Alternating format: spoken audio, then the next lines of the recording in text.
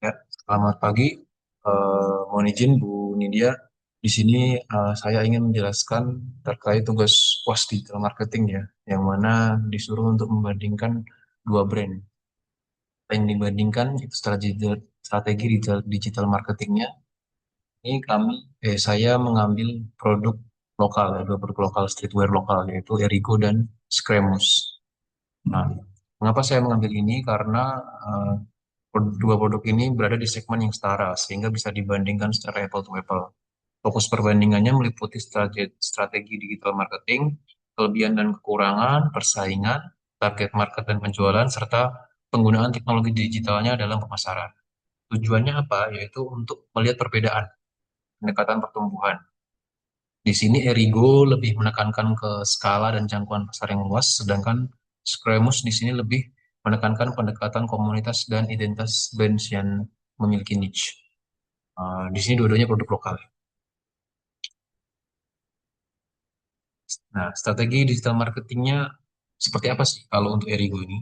Jadi kalau Erigo dia menerapkan strategi yang agresif atau marketing yang agresif melalui Instagram, TikTok, Marketplace, live shopping, serta kolaborasi dengan influencer ataupun call. Jadi kampanye mereka ini sering memanfaatkan momentum promo untuk mendorong konversi penjualan secara cepat. Nah, sementara itu kalau di sebelah kanan atau Screamus ini dia lebih fokus pada Instagram dan website resmi. Jadi kontennya menekankan pada cerita atau storytelling, stand, dan kolaborasi kreatif seperti berkolaborasi dengan uh, pemain sepeda atau pemain skateboard. Jadi dia lebih ke kolaborasi dengan seniman dan atau in community base. Jadi perbedaan utamanya adalah kalau Erigo dia mengejar jangkauan massal, pembuahan cepat, banyak promo. Lalu Screamus ini lebih membangun kedekatan dengan komunitas-komunitas mereka yang lebih niche ke mereka. Jadi mereka pendekatan lebih ke komunitas. Kalau untuk kelebihan dan kekurangannya di Erigo ini, dia memang memiliki brand awareness yang tinggi. Jangkauan pasarnya juga lebih luas dan kemampuan mengonversi traffic digitalnya menjadi penjualan ini lebih cepat. Tapi di sisi lain kelemahannya dia ada risiko overexposure.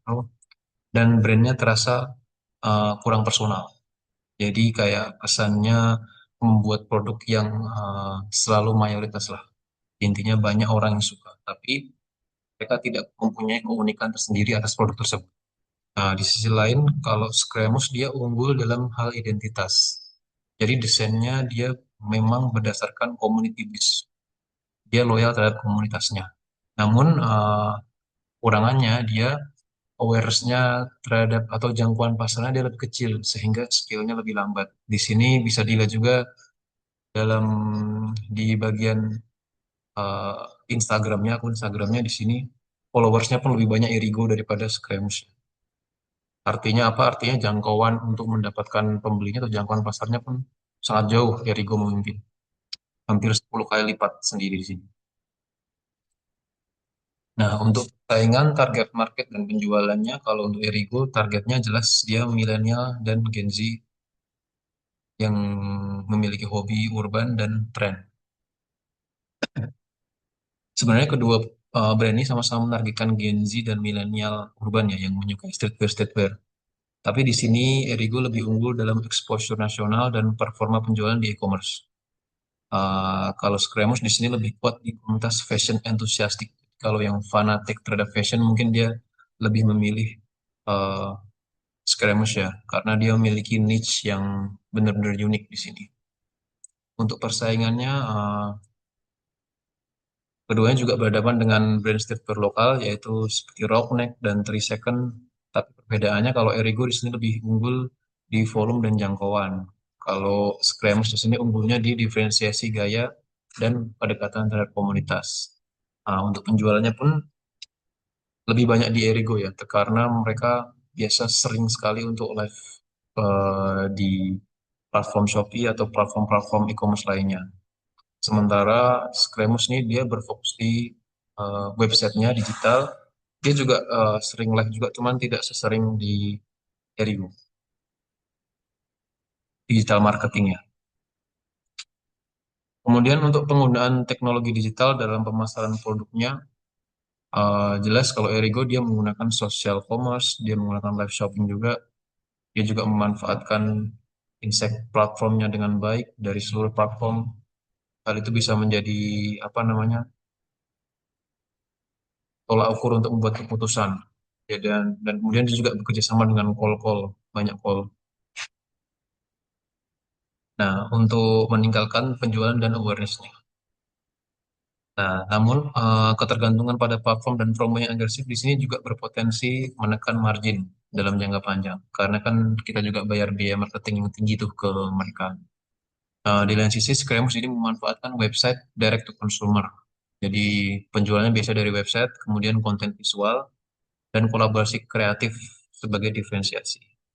Nah, di sini Screamus juga perlu meningkatkan lah skala kampanye digital agar jangkauan nasional semakin luas. Nah, ini seperti yang saya bilang tadi, Erigo di sini terlalu bergantung pada digital marketplace dan brandnya terasa kurang personal di hati masyarakat. Jadi ada resiko untuk ketergantungan terhadap algoritma dan tidak bisa memberikan produk yang mungkin memiliki niche yang unik. Berbeda dengan Screamus di sini brand awareness nasional lebih kecil, tapi di sini ya minusnya dia emang digital campaign-nya kurang agresif ya. Jadi pertumbuhan online-nya semakin lambat. Namun dia memiliki kayak keunikan tersendiri di brandnya. Nah, itu yang membuat komunitas-komunitas di Scam lebih solid dibandingkan di Erigo. Nah, untuk saran dari saya untuk Erigo, mungkin perkuat own channelnya, kemudian bangun personalisasi yang lebih kuat, perbanyak komunitas poin atau acara-acara yang berbasis komunitas, dan kurangi juga ketergantungan terhadap promo karena uh, itu tidak terlalu sustainable ya untuk jangka panjang. Kalau untuk Screamus, mungkin bisa scale up digital kontennya lebih sering untuk live shoppingnya, live ya, jualan live-nya di platform e-commerce. Kemudian bisa kolaborasi dengan influencer-influencer yang relevan, aktifkan sosial commerce juga, dan mungkin perkuat data dan survei lah, CRM sederhana terkait mana nih produk-produk yang lebih ngetren yang mungkin bisa diterima pasar secara luas. Seperti itu. Mungkin itu aja eh, presentasi dari saya. Lebih dan kurangnya mohon maaf. Assalamualaikum warahmatullahi wabarakatuh.